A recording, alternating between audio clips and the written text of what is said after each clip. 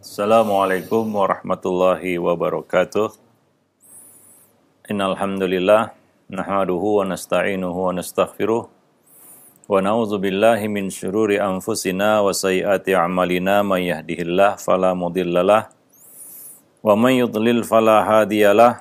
Asyhadu an la ilaha illallah wahdahu la syarikalah wa asyhadu anna Muhammadan abduhu wa rasuluh.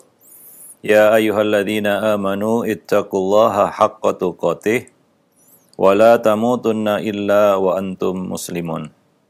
Amma ba'du fa inna afdalal hadisi kitabullah wa khairal huda huda Rasulillah sallallahu alaihi wasallam wa syarrul umur muhdatsatuha wa kullu muhdatsatin bid'ah wa kullu bid'atin dhalalah wa kullu dhalalatin finnar. Ma'asyiral muslimin wal muslimat, para pemirsa dan para pendengar Roja TV dan Radio Roja yang dimuliakan Allah Subhanahu wa taala. Pertama-tama kita bersyukur pada Allah, Rabb semesta alam, yang pada kesempatan pagi ini memberikan kepada kita kesempatan, kehidupan, kesehatan, dan banyak lagi nikmat-nikmat yang telah Allah berikan kepada kita hingga kita dapat melaksanakan kewajiban-kewajiban kita dan bisa mengerjakan amal-amal soleh dan amal kebaikan. Pada kesempatan pagi ini kita bertemu lagi dalam kajian buku Mencetak Generasi Rabbani. Salawat dan salam atas Nabi kita Muhammad sallallahu alaihi wasallam, atas keluarga beliau, sahabat-sahabat beliau, dan siapa saja yang mengikuti sunnah beliau sampai hari kemudian. Para pemirsa dan para pendengar yang dimuliakan Allah, pada kesempatan pagi ini kita akan melanjutkan bahasan-bahasan yang ada di dalam buku tersebut. Kita sampai pada poin ke-9, yaitu mengistimewakan setiap anak. Istimewakan ya anak-anak kita itu. Ada keunikan yang tidak disadari banyak orang tua, yang ada tersembunyi pada anak-anak mereka. Sesungguhnya Allah Subhanahu wa taala Rabb yang Maha Adil, mencipta setiap makhluknya, anak manusia memiliki kelebihan-kelebihan dan kekurangan-kekurangan. Semuanya sederajat di hadapan Allah dengan kelebihan dan kekurangan itu. Ada yang lebih di sini, kurang di sana, kurang di sini, lebih di sana. Begitulah keadilan. Tidak ada yang perfect, sempurna, nggak ada kekurangannya. Atau kurang, tidak ada lebihnya. Ini keadilan Allah Subhanahu wa taala. Namun kadang-kadang orang itu tidak tahu.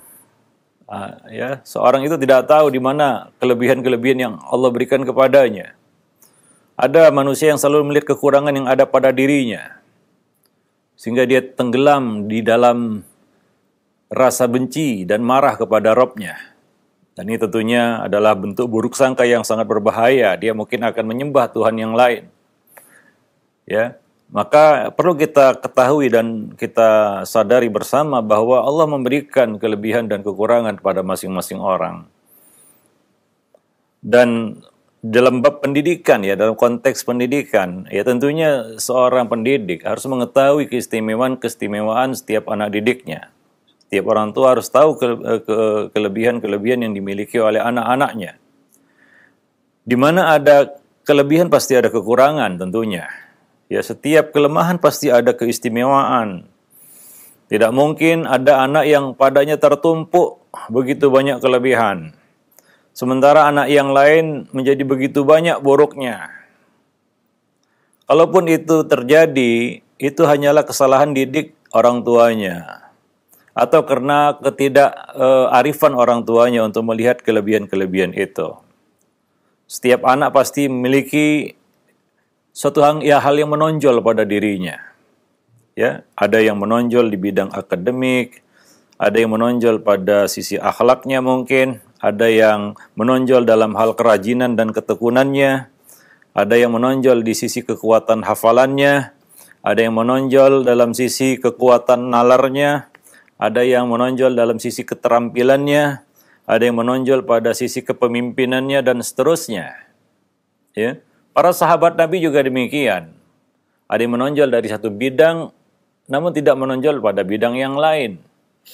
Ya, sebagai contoh, Nabi SAW mengungkapkan sisi kurang pada Abu Dzar, ya, supaya ia tahu kekurangan itu, ya, dan tidak melakukan suatu hal yang berkaitan dengan kekurangan tersebut, karena dia tidak akan mampu untuk mengerjakannya secara maksimal karena ada kekurangan di situ. Nabi berkata kepada Abu Dzar, "Ya Abu Dzar, inni araka dha'ifan." Wahai Abu Dzar, aku lihat kamu lemah, kurang. Ya, yaitu dalam hal kepemimpinan dan dalam manajerial harta. Memanage harta. Maka Nabi berpesan kepada janganlah kamu memimpin walaupun 2 orang. Wala ta'ammaranna baina itsnaini. Wala tawallayanna ma la yatim. Jangan kamu memimpin walaupun yang dipimpin cuma 2 orang. Dan jangan kamu mengelola harta anak yatim, karena kamu tidak cakap mengelola harta. Nabi menyebutkan sisi kurang pada Abu Dzar, dan tentunya Abu Dzar memiliki kelebihan-kelebihan yang tidak dimiliki oleh orang lain. Ya, dalam hal keberanian, dalam hal loyalitas, kesetiaan, dalam hal kejujuran dan banyak hal lagi, Abu Dzar itu menonjol. Abu Dzar lebih daripada yang lainnya, tapi dari sisi itu ia kurang. Nah, demikianlah manusia. Allah Subhanahu wa taala bagi rata rezeki itu kepada tiap-tiap orang. Ya, maka jangan berharap mendapatkan orang yang sempurna, baik itu pasangan hidup kita. Istri kita bukan bidadari. Suami kita bukan malaikat. Anak-anak kita juga demikian. Ya, ada kekurangan-kekurangan yang Allah Subhanahu wa taala letakkan pada mereka karena mereka adalah manusia. Ya, sama seperti kita juga. Namun kadang-kadang orang tua kurang menyadari. Masih banyak di antara mereka yang menjadikan barometer penilaian anak hanya dengan nilai-nilai yang tertera pada raport misalnya, atau dengan prestasi-prestasi tertentu. Nah, anak yang nilai raportnya tidak tinggi itu dikatakan rendah, ya, dikatakan kurang, ya, dikatakan terbelakang. Padahal mungkin ya kekurangannya pada sisi itu saja. Dia punya mungkin kelebihan-kelebihan lain, keterampilan misalnya, atau hal-hal lain yang belum tergali oleh orang tua. Ya. Nah, inilah tugas orang tua. Kita sudah bicara kemarin tentang pemanduan bakat, bagaimana ya pendidik itu baik orang tua di rumah maupun guru di sekolah bisa menggali bakat yang ada pada anak. Ya. Nah, demikian. Ya, nah, jika anak lemah dalam satu sisi, pasti dia punya keistimewaan di sisi yang lain. Maka akan sangat bermanfaat apabila orang tua bisa sesegera mungkin menentukan keunikan dan kelebihan pada diri putra-putri mereka, anak-anak mereka. Nah, jika perlu kerjasama dalam hal ini dengan guru-guru di sekolah. Ya, kerjasama dengan guru-guru di sekolah dalam hal ini. Ya, sehingga ya kita katakan anak itu tahu dia di mana dia lebihnya. Dan ini bermanfaat baginya. Dia bisa memaksimalkan kelebihan itu untuk kebaikan-kebaikan. Untuk hal-hal yang positif. Nah, setelah orang tua mengetahui keunikan anak-anak mereka, tindak lanjutnya ada 3, yaitu memberikan pengakuan, mengembangkan dari situ kelebihan-kelebihan tersebut. Dan dia bisa memberikan apresiasi dan tidak perlu membanding-bandingkan antara satu anak dengan anak yang lain. Nah, demikian. Jadi pertama adalah memberi pengakuan. Orang tua yang tahu akan kelebihan anaknya, namun tidak pernah mengungkapkan hal tersebut kepada anak, itu sama saja bohong. Ya, kita tahu kelebihan anak. Anak mungkin nggak tahu dia, maka kita yang memberitahunya, mengungkapkan itu, memberitahukan kelebihan itu padanya. Ya. Nah, demikian. Tapi kalau dia diam saja, ya dia diamkan itu, tidak memberikan pengakuan, ya, maka itu tidak ada artinya tentunya. Pengakuan harus diberikan secara nyata supaya anak-anak tahu dan benar-benar merasakannya. Dan ini juga untuk memupuk rasa percaya diri mereka. Dia akan percaya diri ya dengan kelebihan yang mereka miliki. Jadi pengakuan bisa dilakukan dengan memberikan ya apresiasi kepadanya ya dengan memberikan hadiah ya dan perlakuan-perlakuan yang membuat dia senang ya dan gembira dengan pengakuan tersebut. Ya, kita peluk, cium dan lain sebagainya manakala dia anak itu menunjukkan kelebihan-kelebihan mereka. Ini perlu ya pengakuan itu. Memberikan pengakuan itu kepada anak. Anak perlu tahu itu, ya. Nah, demikian. Ini kita berhadapan dengan anak-anak ya. Jangan katakan, wah saya memuji anak nanti dia gila pujian. Enggak, ini anak-anak. Anak-anak memang seperti itu. Dia akan semangat jika dia mendapatkan apresiasi, hadiah, pujian dari orang tuanya. Ini adalah masa latihan. Nah, demikian. Ini kepada anak ya, bukan kepada yang lainnya. Ya, kita beri pengakuan itu. Kalau sudah dewasa dia nggak perlu pengakuan, dia sudah tahu itu. Ya, diakui ataupun tidak diakui dia sudah bisa menggunakan kelebihan-kelebihan yang ada pada dirinya. Tapi anak-anak perlu pengakuan itu. Nah, tadi kita sebutkan itu juga salah satu cara untuk memupuk rasa percaya diri ya pada mereka ya karena hingga mereka menjadi lebih pede istilahnya ya, percaya diri. Nah, demikian. Yang kedua adalah pengembangan. Dari situ dikembangkan ya dari kelebihan-kelebihan yang mereka miliki. Ya, setelah kita tahu kelebihan setiap anak, orang tua menjadi lebih mudah untuk mengarahkan dan mengembangkan kelebihan itu. Bakat, talenta, karakter-karakter yang unik yang ada pada mereka ya. Nah, dengan itu dia bisa menyiapkan fasilitas, menyediakan sarana penunjang untuk pengembangan yang lebih besar lagi ya. Nah, demikian. Mudah-mudahan anak-anak kita bisa berbuat lebih banyak daripada orang tuanya ya. Nah, demikian. Kita berharap seperti itu. Jadi membimbing mereka dan menentukan arah yang benar bagi masa depan mereka ya. Nah, demikian. Dan ini akan sangat bermanfaat bagi mereka di kemudian hari. Ini adalah modal hidup yang sangat-sangat berharga ya. Lebih berharga daripada kita memberikan modal harta kepada anak-anak kita. Kita membekali mereka dengan keterampilan, ya, mengeksplor kelebihan-kelebihan mereka hingga mereka bisa memanfaatkannya. Itu jauh lebih bernilai ya daripada kita memberikan modal harta kepada mereka untuk masa depan mereka. Sebagaimana kita katakan bahwa ilmu, ya modal ilmu, ya keterampilan, bakat itu adalah modal yang nggak bisa dinilai dengan materi, ya, tidak ada nominalnya soalnya. Para pemirsa dan para pendengar yang dimuliakan Allah. Taib. Jadi orang tua akan lebih mudah untuk mengarahkan dan mengembangkan kelebihan itu. Tapi kalau tidak tahu, lalu bagaimana? Dia masih meraba-raba, masih coba-coba, ya. Kadang-kadang orang tua memaksakan kehendak mereka pada anak dalam bidang-bidang yang mereka tidak suka dan mereka tidak kuasai itu. Ini sangat-sangat ya kita katakan konyol ya. Dan ya tentunya anak akan meninggalkan itu juga ya, hal-hal yang dipaksakan oleh orang tuanya itu. Para pemirsa dan para pendengar yang dimuliakan Allah. Nah, jadi ini sangat penting ya untuk diketahui oleh orang tua. Yang ketiga adalah tidak perlu membanding-bandingkan satu anak dengan anak yang lain, karena itu bisa melukai perasaan mereka. Di samping itu adalah perbuatan tidak adil kepada anak. Ya, dengan terus memuji satu anak dan terus merendahkan anak yang lain. Ini sangat tidak baik. Ini akan bisa menjadi sumber kejahatan pada diri mereka, hasad dan lain sebagainya. Ya. Nah, jadi perlu bersikap adil. Nabi berkata dalam hadis, "I'dilu baina auladikum." Berlaku adillah kamu kepada anak-anak kamu. Termasuk di dalam bab ini. Ya, di dalam memberikan penilaian kepada anak-anak harus adil. Jangan kita mengekspos kelebihan satu anak, sementara anak yang lain selalu kita rendahkan dengan mengekspos kebalikannya, kekurangannya direndahkan terus. Ini sangat berbahaya. Ini akan bisa menimbulkan dendam bukan hanya kepada saudara-saudaranya, dendam kepada orang tuanya juga, ya. Nah, ini sangat berbahaya, bisa menjurus kepada tindakan-tindakan yang kita katakan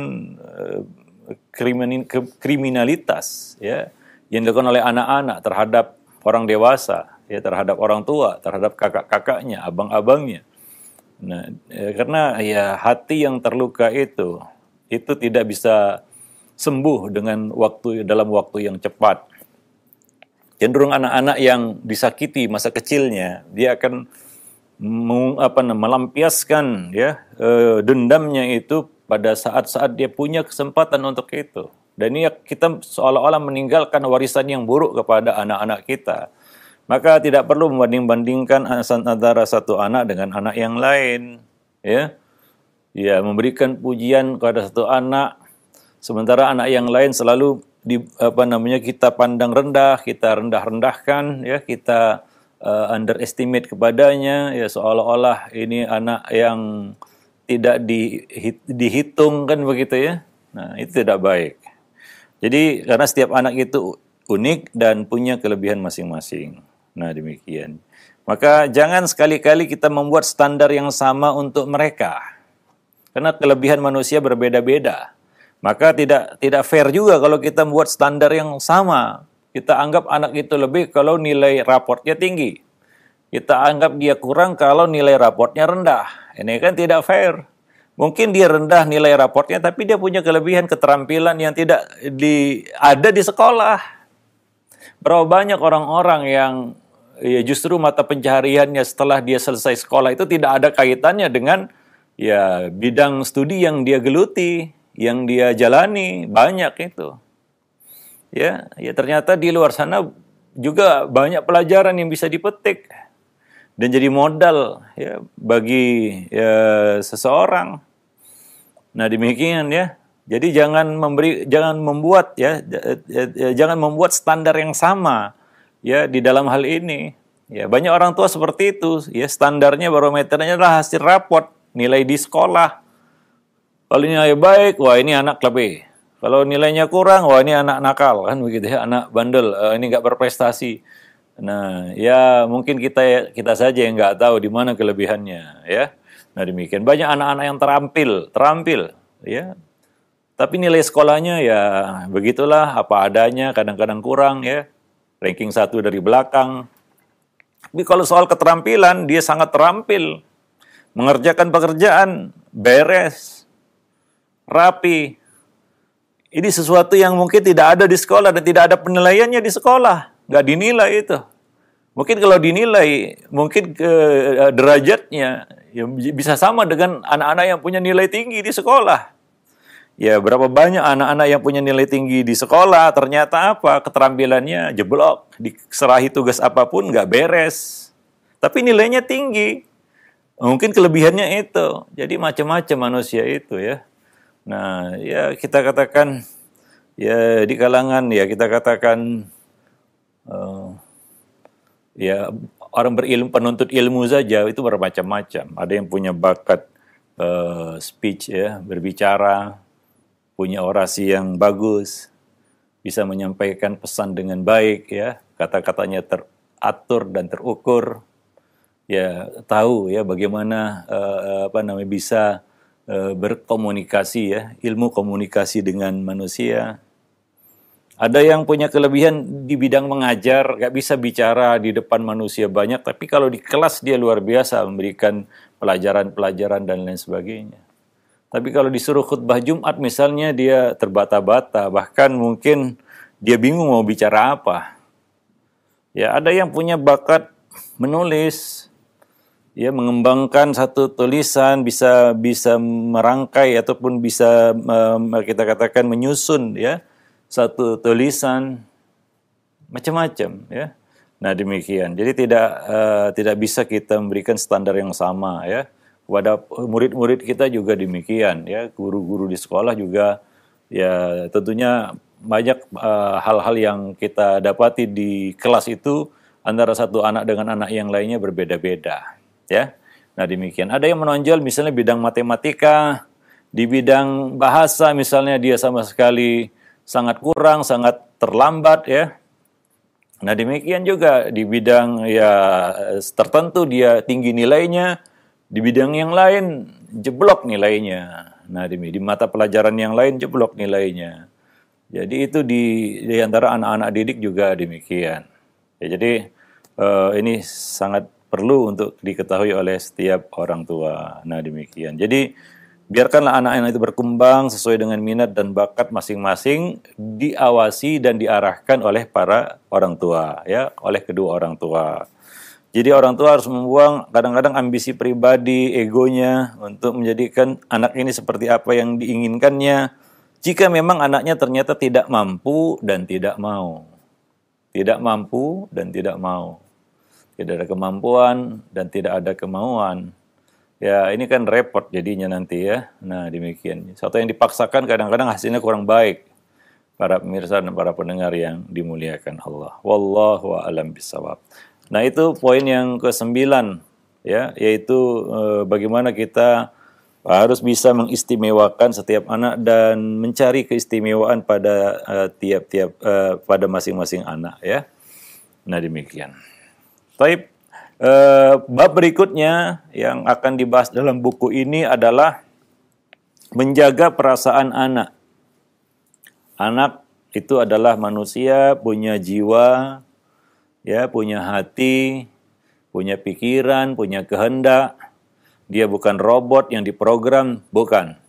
Dia adalah jiwa yang punya perasaan. Maka ini satu hal yang penting ya di dalam pendidikan, ya, yaitu menjaga perasaan anak.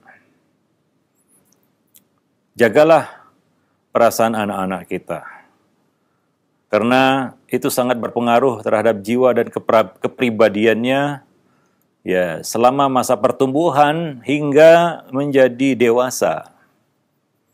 Anak yang perasa aja terbina secara seimbang akan menjadi pribadi yang lurus di masa depan dan di dalam kehidupannya nanti secara utuh.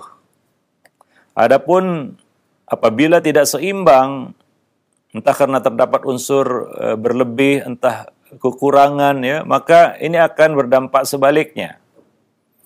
Ya, anak yang misalnya terlalu dimanja, anak yang kadang-kadang terlalu ditekan, ya, anak itu kalau dimarahi terus juga dia pusing juga kan begitu ya. Sama aja kita punya atasan marahi kita terus, kerja pun nggak konsentrasi itu. Berantakan tuh semua pekerjaan kalau tiap hari dimarahi terus. Nah, ini menjaga perasaan anak itu perlu, ya. Nah, demikian. Kadang-kadang penyelesaian masalah itu bukan dengan marah-marah sama anak. Kadang-kadang nggak positif juga hasilnya, bahkan negatif, ya. Nah, tidak membangun justru meruntuhkan. Nah, bukan berarti marah itu dilarang di dalam pendidikan, tidak. Tapi marah yang terukur dan kita proporsional itu bukan perkara yang mudah untuk manage emosi kita. Nah, jadi menjaga perasaan anak terutama yang berkaitan dengan ucapan. Hindari ucapan yang itu membekas di hati anak dan dia tidak lupakan kata-kata itu. Ya, ada kata-kata kadang-kadang itu lebih tajam daripada sembilu. Ya. Kita ucapkan kata-kata itu tanpa kita pikirkan, dia melukai hati seseorang. Ya, sepanjang hayatnya, tidak dilupakan olehnya kata-kata itu, dia tidak bisa melupakan kata-kata itu. Mungkin kita pernah hati kita tersakiti ataupun disakiti dengan sebuah ucapan. Dan kita rasakan itu perkataan itu terus membayang-bayangi kehidupan kita. Yang lebih tragis lagi adalah kalau itu terhadap anak-anak kita sendiri. Maka orang tua harus jaga ucapan. Banyak orang tua yang mungkin keceplosan mengatakan kepadanya, kamu anak nakal, kan begitu ya. Itu didengar oleh telinganya dan membekas di dalam hatinya dan terus membayanginya sampai dewasa. Anak nakal, anak nakal, anak nakal. Ya begitulah, ya. Dan itu perkata itu terus membayanginya dan ini akan memberikan dampak yang sangat besar di dalam kehidupannya. Para pemirsa dan para pendengar yang dimuliakan Allah, ya. Nah, demikian juga jangan terlalu dimanja. Ada anak yang sangat dimanja. Ya, apa yang dimauinya dituruti terus, yang salah dibenarkan terus, ya. Yang sia-sia dilegalkan terus. Ya, sehingga ini ya dia menjadi pribadi yang manja. Ya, dan sangat bergantung sama orang tua.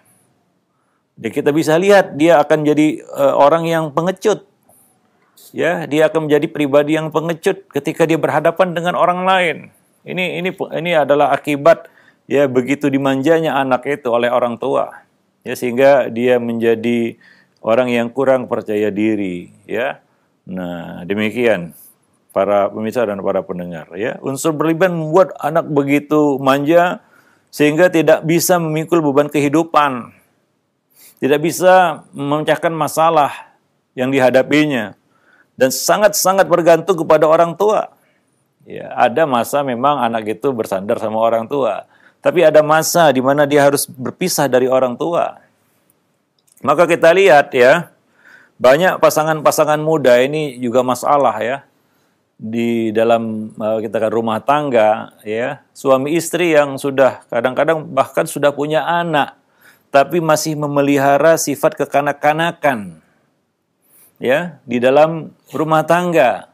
Si istri masih berlindung di bawah ketiak orang tuanya, si suami juga masih nyandar sama orang tuanya. Ya lucunya lagi ada masalah, dua-duanya masing-masing kembali kepada orang tua. Padahal mereka bukanlah pasangan muda lagi. Dewasa sebenarnya harusnya menjalani kehidupan itu. Tapi ini terjadi karena mungkin ya dari kecil anak itu sangat dimanja. Ya, sehingga sangat-sangat tergantung sama orang tua. Nah kadang-kadang orang tua untuk mendidik anak-anak mereka, membiarkan anak-anak itu untuk menyelesaikan masalah mereka sendiri, tapi tetap di dalam pengawasan dan pantauan orang tua untuk melihat bagaimana dia bisa menyelesaikan masalah kehidupan. Yang makin lama makin berat, ya, makin lama persaingan makin ketat, ya, kita katakan tantangan makin besar, ya, tuntutan kehidupan semakin berat. Banyak masalah-masalah yang akan harus dihadapinya. Ya, dan tidak mungkin dia terus ya bersandar sama orang tua, berlindung di bawah ketiak orang tua. Tidak mungkin itu.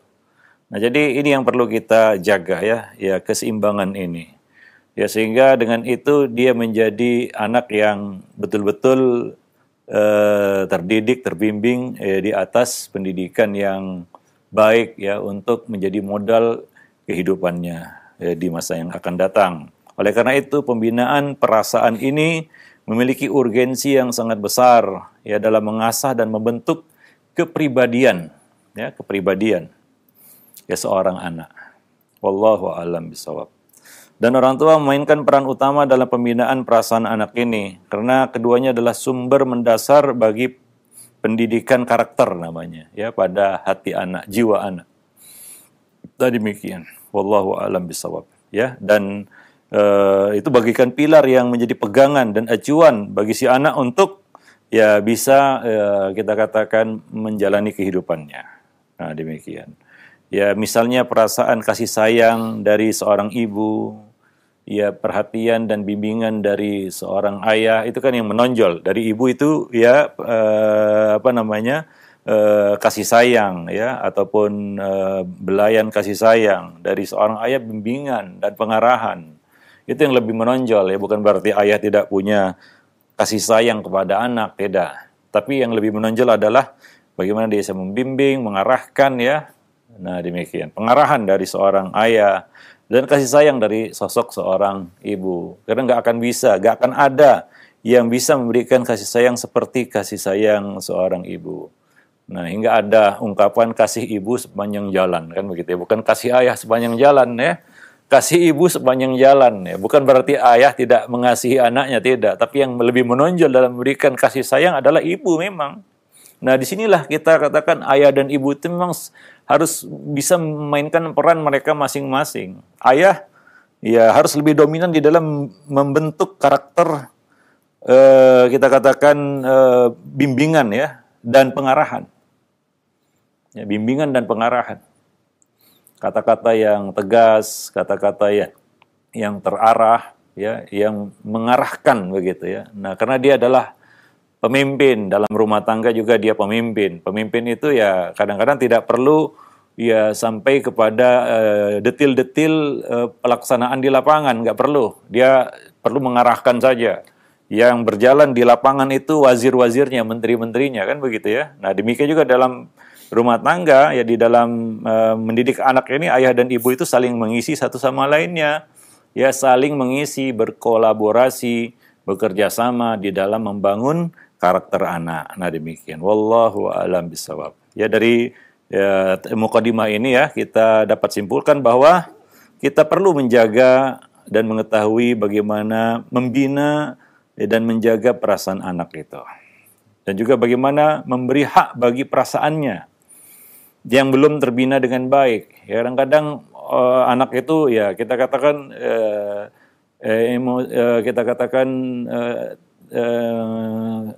emosinya masih labil. Ya, kadang-kadang anak itu ngamuk sendiri kan begitu ya. Kadang-kadang bete sendiri, kadang-kadang merajuk istilahnya, kadang macam-macam. Anak-anak emosinya masih labil. Ya, apalagi menjelang balik ya, ada semacam perubahan yang terjadi pada dirinya ya. Nah, dia perlu ya dibina dengan baik ya, sehingga dia bisa tumbuh menjadi pribadi yang mampu bersikap lurus di masa yang akan datang. Wallahu a'lam bishawab. Nah, nanti berikutnya kita akan bahas ya bagaimana cara dan kiat yang dapat dijadikan pegangan ya bagi setiap orang tua di dalam menjaga perasaan anak-anak mereka. Ya, bagaimana ya cara-cara untuk ya bisa dijadikan pegangan ya bagi orang tua untuk menjaga perasaan anak-anak mereka. Nanti akan kita ya sebutkan poinnya ya satu persatu di dalam bab ini, insya Allah. Nah, demikian saja pada para pemirsa dan para pendengar yang dimuliakan Allah. Ya, pertemuan kita pada pagi ini ya mudah-mudahan bermanfaat bagi kita semua, khususnya di dalam pendidikan anak-anak kita. Kita semua sama-sama belajar, kita semua sama-sama berikhtiar. Ya, kita semua memiliki masalah yang sama ya di dalam mendidik anak ya. Nah, itu ya memang ya kita katakan tantangan kita sebagai orang tua. Ya, nah demikian. Kita tentunya belum sempurna juga, kita masih terus berbenah diri dan terus memperbaiki hal-hal yang kurang ya di dalam melaksanakan tugas kita sebagai pendidik ya, sebagai orang tua. Wallahu a'lam bishawab. Ya, nah baik, syukran jazakallahu khair, barakallahu fik kepada Ustadz yang sudah memberikan materi yang insya Allah sangat bermanfaat sekali yang telah kita simak bersama. Baik, untuk selanjutnya kami buka sesi interaktif, sesi soal jawab. Bagi Anda, para pemirsa ataupun pendengar yang ingin bertanya perihal pembahasan kita di kesempatan pagi hari ini, silahkan Anda bisa mengirimkannya di nomor layanan pesan singkat. Dan seperti biasa, ya kami akan ajukan terlebih dahulu pertanyaan-pertanyaan yang sudah masuk di layanan pesan singkat. Alhamdulillah, sudah ada beberapa pertanyaan, Ustadz. Yang pertama, dari Ummu Abdillah yang berada di Bekasi. Assalamualaikum warahmatullahi wabarakatuh. Ya Ustaz, apa yang harus kami lakukan sebagai orang tua jika kami terlanjur melakukan kesalahan dalam mendidik anak? Misalkan terlanjur pernah marah dan bilang kepada anak sebagai anak nakal, atau terlanjur membandingkan anak-anak dengan anak-anak yang lainnya. Sampai saat ini pun kadang khilaf dan melakukannya kembali. Meski kami berusaha berubah, tapi hal tersebut tidak dapat terkontrol ketika kita sedang marah. Mohon nasihatnya Ustadz. Jazakallahu khairan atas nasihatnya. Ya, yang pertama ya kita termasuk orang tua yang beruntung karena tahu kesalahan kita. Sadar kesalahan itu sudah satu poin ya. Karena banyak juga orang tua yang nggak sadar-sadar juga. Ya, itu yang pertama. Yang kedua, ya kesalahan, kekurangan itu untuk diperbaiki dan disempurnakan. Ya. Nah, nggak ada manusia yang sempurna. Kita juga sebagai orang tua juga jauh masih dari kata sempurna. Kita masih terus berbenah.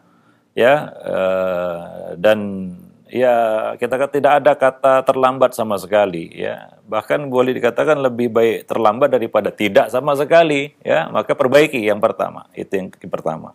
Yang kedua adalah ya jangan segan untuk minta maaf kalau itu memang satu kesalahan. Kita kata-kata yang menyakitkan, ya perlu kata maaf untuk menghapus ya kita katakan kita kesan ya negatif itu dari hatinya.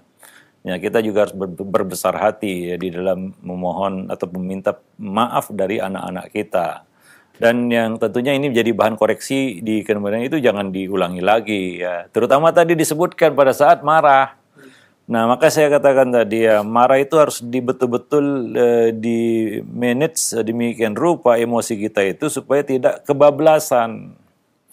Orang tua marah ya marah, memang ada beberapa momen di mana orang tua marah. Tapi bagaimana dia bisa menahan diri waktu marah? Itu yang paling penting. Ya, Nabi tidak menafikan, jangan membuang marah dari hati kita, nggak bisa. Tapi bagaimana kita menjadi orang yang kuat, yaitu yang kata Nabi, yang memiliki nafsahu indal ghadab, yang bisa mengendalikan dirinya saat marah. Ya, nah marah satu hal nggak bisa dihindari ya dari diri kita, ya dari diri manusia. Marah itu kadang-kadang di luar kendali akal otak manusia, sampai-sampai akal yang nggak waras. Ya, akal yang nggak waras. Orang gila pun marah, Pak. Ya dalam kondisi tertentu ya, orang gila itu ada marahnya juga dia. Dia kejar-kejar orang yang waras kan begitu ya. Itu orang gila. Ya, marah juga dia kan begitu. Artinya sesuatu yang susah untuk dihindari dari kehidupan manusia sebenarnya ya. Walaupun Nabi mengatakan kepada seorang jangan marah, jangan marah, jangan marah, itu satu pesan yang berat sebenarnya. Ya, dari Nabi SAW untuk umatnya. Maka Nabi mengarahkan lagi, jangan marah itu bagaimana caranya? Ya, untuk bisa sampai kepada titik jangan marah tadi, la taghdab, la taghdab, la taghdab, kata Nabi kepada seorang, yaitu apa? Ya, kuasailah diri ketika marah. Ya, menguasai hati kita, lisan kita, perbuatan kita ketika kita marah. Nah, demikian ya. Nah, sehingga tidak terjadi hal yang tidak diinginkan waktu kita marah itu, terutama sama anak. Ya, namanya anak-anak kalau dimarahi itu kan dia nggak ngelawan. Orang tua itu bebas mengucapkan apa saja, melakukan apa saja, sehingga terjadilah KDRT, kekerasan pada anak ya, yang bisa berujung kepada hal yang sangat tragis tentunya. Nah, demikian wallahu alam bisawab. Taib. Ya, jadi ini yang perlu kita lakukan ya. Nah, memang sesuatu yang terlanjur ya, apa hendak dikata, kata orang ya, itu sudah terjadi ya perbaikilah itu dan hapuslah kesalahan itu dengan minta ampun kepada Allah, itu yang pertama. Yang kedua, minta ya maaf kepada anak-anak kita kalau itu dilakukan terhadap anak-anak kita. Dan kedepannya ya kita berupaya sekuat mungkin, ya sebisa mungkin untuk tidak terulang lagi ya. Nah, hati-hati dengan kata-kata itu ya, yang bisa melukai hati. Ya kita refleksikan aja lah pada diri kita. Mungkin kita pernah mendapatkan ucapan yang buruk dari seseorang. Bagaimana rasanya? Bisakah kita hilangkan itu dalam sekejap mata? Wah, sudah, saya nggak pikirkan kata, enggak, terbawa-bawa bahkan sampai mimpi kadang-kadang ya. Terbawa-bawa sampai mimpi itu kata-kata terus membayangi kita itu. Nah, jadi tidak mudah untuk mengobati hati yang luka karena kata-kata yang menyakitkan. Nah, maka ada yang dikatakan memang lidah tak bertulang, tapi dia lebih tajam daripada sembilu. Nah, Allahu a'lam bishawab. Nah, ya baik, syukran jazakallahu khair Ustaz atas jawabannya. Demikian untuk Ummu Abdillah yang berada di Bekasi.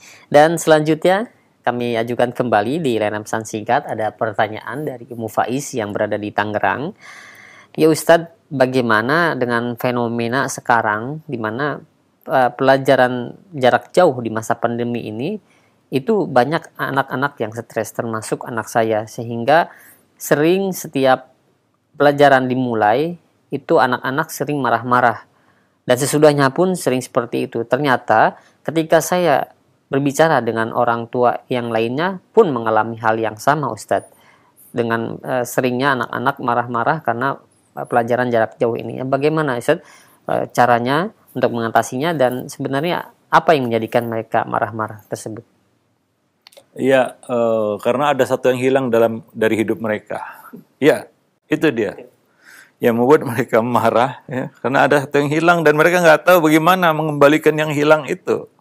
Mereka butuh teman, mereka butuh bermain-main bersama teman-teman. Itu adalah sesuatu yang nggak bisa orang tua itu menghilangkan begitu saja ya, hal tersebut dari kehidupan anak-anak, nggak bisa.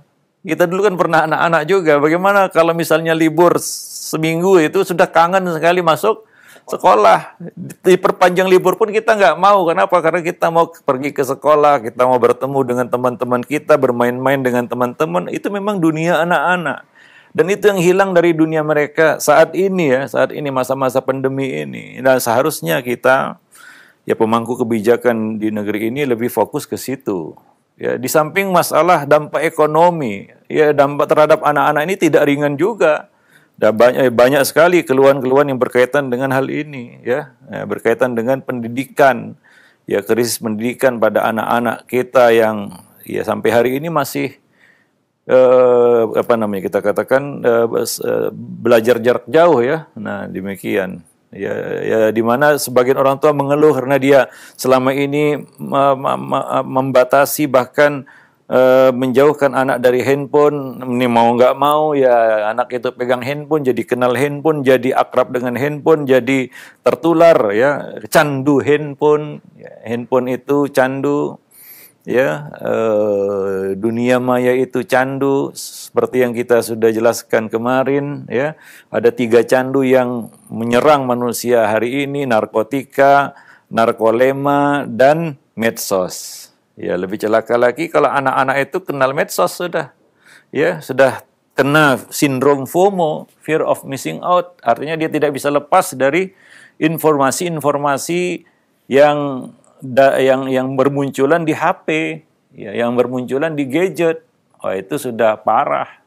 Itu sebenarnya tidak kita harapkan. Ini kondisi tidak ideal. Ya, kita tidak boleh ini terus-menerus, ya, begitu tidak ada ujungnya, ini berbahaya, ya. Dan apa yang dikeluhkan tadi itu bukan 1-2 orang ibu, ya, 1-2 orang ayah, ya, 1-2 orang tua, enggak, banyak. Bahkan ya kita katakan, ya, tetangga sendiri mengeluh itu anak-anaknya nggak betah di depan handphone, belajar daring. Akhirnya bagaimana? Main-main keluar, ya, main-main keluar, bermain tiap hari sama saudaranya sendiri.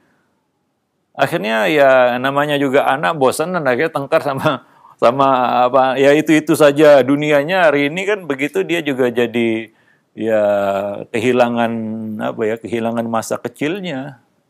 Kata orang, kecil nggak bahagia. Nah, ini kalau berlangsung terus-menerus, ini bisa bahaya sebenarnya, ya. Ini kondisi tidak ideal, ya, tidak seharusnya seperti itu dan harus segera berakhir. Ya, cuma ya kita memohon kepada Allah dan memohon perhatian juga kepada pemangku kebijakan di negeri ini supaya bisa, ya, menyelesaikan masalah ini secepatnya, kan begitu, ya. Nah, demikian. Nah, ya, di awal-awal pandemi, ya, ada tokoh nasional, ya, Bapak bangsa juga, yaitu Bapak Yusuf Kala, mengatakan kalau mau selesai ini, selesaikan pandemi ini dulu, ya, sehingga kita bisa menyelesaikan banyak hal, terutama yang berkaitan dengan pendidikan ini, yang luar biasa dampaknya sebenarnya.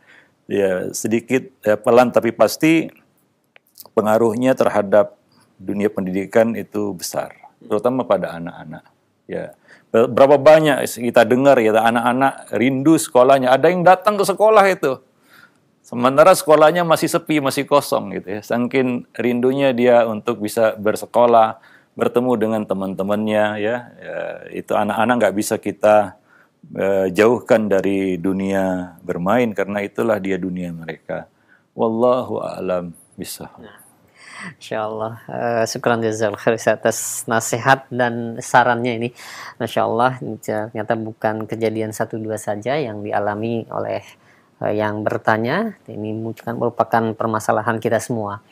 Baik, untuk selanjutnya kami angkat pertanyaan dari penanya yang lainnya. Ya, Assalamualaikum warahmatullahi wabarakatuh. Ya Ustadz, saya seorang ayah yang ingin berwibawa di mata anak-anak. Namun sering ketika saya memberikan nasihat atau sedikit marah tapi tidak sampai memukul, sering istri itu meladeni atau membela anak-anak di depan anak-anak. Nah, ini bagaimana Ustadz? Sehingga anak-anak kurang bisa hormat kepada saya sebagai suami. Bagaimana pula cara menasihati istri agar tidak menyela ketika saya menasihati anak-anak? Ya, ini nampak dari pertanyaan ini tidak adanya koordinasi, ya. Ayah dan ibu di dalam pendidikan. Ini perlu sekali sebenarnya. Ketika berhadapan dengan anak, ingat, ayah ibu sama-sama pemimpin. Mereka memiliki kedudukan dan posisi yang sama. Beda suami terhadap istri. Suami terhadap istri dia adalah pemimpin. Istri terhadap suami enggak. Ya, itu perlu dipahami ya. Ya, demikian juga orang tua sama anak. Ya, dalam hal ini ya kita katakan lain ya, beda halnya dengan kondisi di mana orang tua berhadapan dengan anak. Di mana orang tua, ayah dan ibu sama-sama pemimpin. Itu kata Nabi. Nabi berkata, ya al-mar'atu ra'iyatun fi baiti zaujiha wa waladih. Ya, suami jelas pemimpin bagi anak-anak istrinya. Tapi wanita bagaimana? Ibu bagaimana? Nabi berkata, al-mar'atu ra'iyatun fi baiti zaujiha wa waladihi. Ya, seorang wanita, istri, pemimpin ya, di dalam rumah suaminya dan pemimpin bagi anak-anaknya. Jadi sama-sama pemimpin. Nah, ketika keduanya memimpin bersama, ya, menghadapi anak-anak, ya memang anak ini perlu dua sosok itu, ya, ayah dan ibu. Nah, mereka perlu berkolaborasi, berkoordinasi dengan baik, ya. Hal yang berkaitan dengan menyikapi anak itu harus dibicarakan dulu di balik layar. Jangan ditampilkan dulu sama anak seolah-olah konflik orang tua antara ayah dan ibu. Nah, itu kurang baik juga. Ya, anak juga akan menilai ini orang tua saya ini tabrakan ini ya. Ini tabrakan ini. Anak-anak pasti akan lebih condong kepada pihak yang ya pasti dia anggap menguntungkan ya. Ya kan mereka punya akal juga. Mereka akan lebih memilih ya. Nah, dalam hal ini pasti yang terpojok si ayah ini kan begitu ya, yang berusaha untuk tegas melakukan ya tugasnya, memberikan pengarah dan bimbingan. Nah, tapi tidak ada kerjasama dengan istri hingga menjadi mentah, kadang-kadang mentah. Nah, demikian ya. Jadi ya kalau ada koordinasi, ya si ayah tidak akan ngelaporin seperti itu. Kalaupun memang ya istilahnya anak itu perlu di backup atau di cover oleh ibunya ketika ayah maju ya. Nah, ketika kedua orang tua punya koordinasi, si ayah sudah tahu itu apa yang dilakukan oleh si ibu karena keduanya punya kerjasama di dalam bab ini, ya. Nah, tapi kalau tidak, ya si ayah jadi mengeluh karena dia merasa apa yang dilakukannya dimentahkan oleh oleh istrinya, ya oleh si ibu kan begitu ya. Nah, ini kan berat jadinya, ya perlu koordinasi. Maka berulang kali sebenarnya kita sampaikan di majelis ini dan di di dalam kesempatan yang lain, bahwa orang tua itu perlu duduk satu meja ya. Ayah ibu perlu duduk satu meja membicarakan tentang pendidikan anak. Apa yang mereka lakukan terhadap anak ya, apa strategi yang mereka pilih untuk menghadapi anak. Itu perlu duduk satu meja. Artinya membicarakannya secara serius. Ya, jangan berantakan di lapangan gitu. Ya, kalau berantakan di lapangan ya tidak ada pendidikan yang akan bisa ditegakkan nanti, ya. Nggak ada pendidikan yang bisa ditegakkan nantinya. Ya lebih parah lagi kalau orang tuanya berantem gitu ya. Ini masalah pendidikan nggak selesai, masalah rumah tangga yang muncul ya. Masalah pendidikan anak nggak selesai, masalah rumah tangga yang muncul. Kenapa? Ayah ibu bertengkar gitu ya, suami istri bertengkar gara-gara anak. Kan lucu itu jadinya ya. Nah, demikian wallahu a'lam bishawab. Taib ya, para jemaah yang dimuliakan Allah, kaum muslimin dan muslimat, para pendengar dan pemirsa yang dimuliakan Allah, sampai di sini dulu pertemuan kita pada kesempatan pagi ini. Mudah-mudahan bermanfaat. Aku qauli hadza, astaghfirullah li wa lakum lisairil muslimin, innahu huwal ghafurur rahim.